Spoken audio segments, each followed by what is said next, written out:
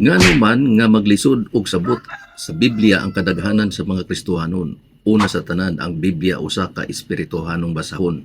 O kini angay sabton pinaagi sa espiritu og dili sa kaalam sa tawo. 1 Corinto 2:4 atong basahon. Apan ang tawo nga wala magbaton sa espiritu sa Dios dili makadawat sa mga gasa gikan sa espiritu sa Dios.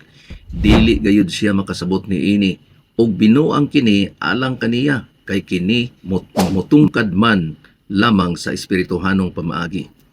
Mao hinungdan nga usa lang ang Biblia apan daghan ang reliyon kay lahi-lahi ang pagsabot sa tawo. Pero og espiritu sa Dios ang pabuton, mosangko lang kini sa usa ka Ginoo, usa ka pagtuo ug usa ka bautismo ug usa ka Dios. Episo 4:5-6. Higala, imo bang tugutan ng balang espiritu nga mogiya kanimo sa pagsabot sa pulong sa Dios? Ug oo, ang imong tubag, imong makaplagan ang tinuod nga dalan sa kaluwasan. Mao lang kini ang mubo nato nga pamalandong. Kita ta sa sunod na pud nga video. Ang Dios mag-amping kanatong tanan.